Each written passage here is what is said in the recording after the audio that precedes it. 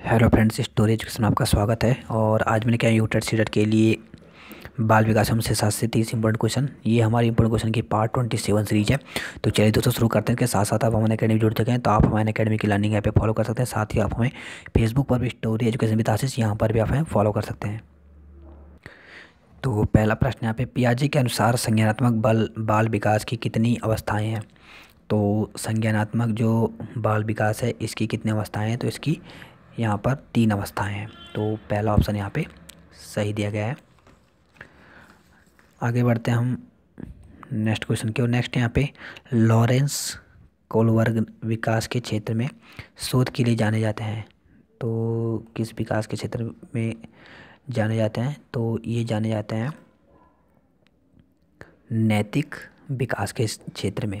तो यहाँ पे थर्ड ऑप्शन सही दिया गया है। नेक्स्ट क्वेश्चन यहाँ पे, सीखना व्यवहार में उत्तरोत्तर सामंजस्य की प्रक्रिया है, यह कथन है। तो यह कथन जो दिया था, ये दिया था स्किनर ने। नेक्स्ट क्वेश्चन यहाँ पे, सामाजिक अधिगम आरंभ होता है। तो सामाजिक जो अधिगम है ये संपर्क से आरंभ होता है। नेक्स्ट यहाँ पे, समाजार्थिक मुद्दों से जूझ रहे उन बच्चों को जिनकी प्रतिभा प्रभावित हो सकती है को सहायता करता है। तो कौन सहायता करता है? तो वह है स्व अधिगम मॉडल। तो यहाँ पे पहला ऑप्शन सही दिया गया है। नेक्स्ट क्वेश्चन यहाँ पे, श्रवण बाधित बच्चों को पढ़ाने के लिए क्या प्रयुक्त की जाती है? तो श्रवण बाधित यानी जो सुन नहीं सकते हैं ऐसे बच्चों के लिए क्या उपयोगी होती है? तो वो होती है, यहाँ पे दिया गया है, ब्रेल लिपि, सांकेतिक भाषा या यंत्र, या फिर उपरोक्त सभी। तो इस प्रकार के जो बालक होते हैं उनके लिए यंत्र की आवश्यकता होती है। जैसा आपने देखा होगा जो श्रवण बाधित होते हैं इनके अलग अलग प्रकार के यंत्र आ जाते हैं जिससे वो सुन सकें। ठीक है, तो इसलिए यहाँ पे थर्ड ऑप्शन सही दिया गया है। नेक्स्ट यहाँ पे, हार्वर्ड गार्डनर द्वारा निम्नलिखित में से एक को छोड़कर बाकी सभी बुद्धि के प्रकार बताए गए हैं। तो किसे छोड़कर बताए गए हैं? तो वो है सृजनात्मकता को। ठीक है, तो यहाँ पे सेकंड ऑप्शन सही दिया गया है। नेक्स्ट यहाँ पे, शिक्षा मनुष्य की अंतर्निहित क्षमता का परिपूर्णता से विकास करते हैं, यह कथन किसका है? तो ये जो कथन दिया था ये दिया था स्वामी विवेकानंद ने। तो ये काफ़ी इंपॉर्टेंट क्वेश्चन है। नेक्स्ट यहाँ पे, निम्नलिखित में से कौन सा विशिष्ट अधिगम विकलांगता का उदाहरण है? तो विशिष्ट अधिगम विकलांगता का वो है यहाँ पर डिसलेक्सिया। तो यहाँ पे सेकंड ऑप्शन सही दिया गया है। नेक्स्ट क्वेश्चन यहाँ पे, निम्नलिखित में से सृजनशीलता का प्रमुख तत्व क्या नहीं है? तो क्या नहीं है? तो वो है अनुशासन। और यहाँ पे अगर हम मौलिकता, धारा प्रभाविता की बात करें और लचीलापन की, तो ये तो सृजनशीलता की तत्व हैं लेकिन अनुशासन नहीं है। नेक्स्ट यहाँ पे, निम्नलिखित में से सभी संश्लेषण के उदाहरण हैं सिवाय। तो दिया गया है निबंध लिखना, भाषण देना, प्रमेय सिद्ध करना या फिर चित्र रंगना। तो इसका जो सही आंसर है वो है चित्र रंगना। नेक्स्ट यहाँ पे, परीक्षा के स्थान पर सतत और व्यापक मूल्यांकन गुणवत्ता मूलक शिक्षा के लिए उपयुक्त है क्योंकि जो इसमें है यहाँ पे देखिए, संज्ञानात्मक क्षेत्र का मूल्यांकन किया जाता है, संज्ञानात्मक क्षेत्र का मूल्यांकन किया जाता है, या फिर दिया गया है मूल्यांकन सतत एवं व्यापक क्षेत्रों का होता है। तो यहाँ पे सभी के सभी जो ऑप्शन दिए गए हैं वो सही हैं। नेक्स्ट क्वेश्चन यहाँ पर, सीखने का क्लासिकल कंडीशनिंग सिद्धांत प्रतिपादित किया था। तो ये किसने किया था? तो ये किया था पावलोव ने। तो यहाँ पे सेकंड ऑप्शन सही दिया गया है। नेक्स्ट यहाँ पे, निम्नलिखित में से क्या बच्चों के सृजनात्मकता के विकास में सहायक नहीं है? तो क्या सहायक नहीं है? तो वो है खेल।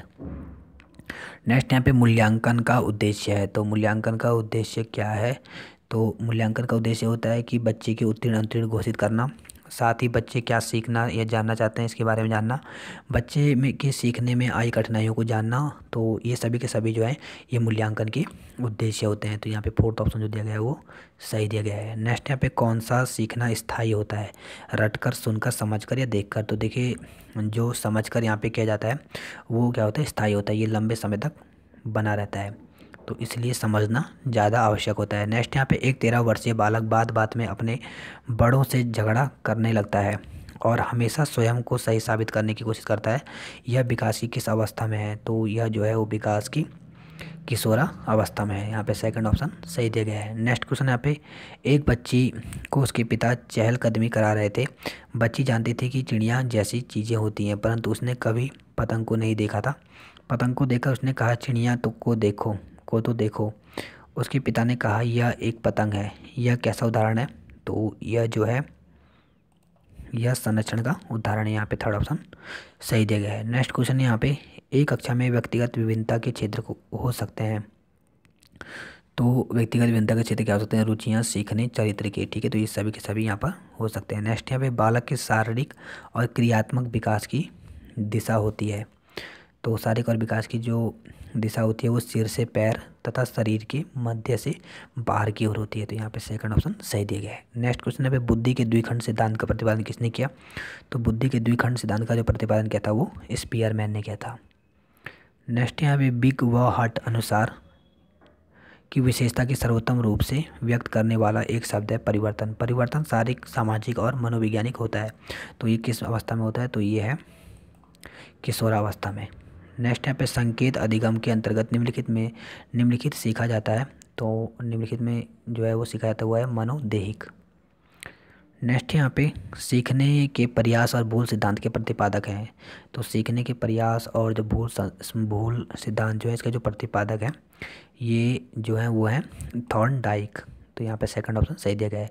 सीखने का वह मॉडल जो बच्चे की संरचना को उत्प्रेरित करता है तो वो कौन सा है? तो वो है रचनावादी मॉडल। तो यहाँ पे सेकंड ऑप्शन सही दिया गया है।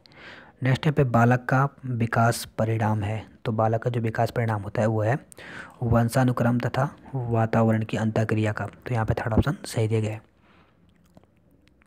नेक्स्ट यहाँ पे जन्म के समय लगी चोट या भ्रूण क्षति की वजह से आई मानसिक मंदता कहलाती है।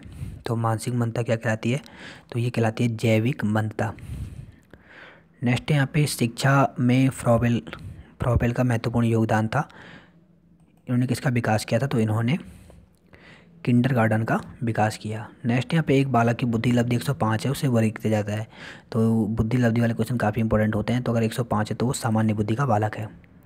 नेक्स्ट यहाँ पे पियाजे के अनुसार बच्चा अमूर्त स्तर पर चिंतन, बौद्धिक क्रियाएं और समस्या समाधान किस अवस्था में करने लगता है?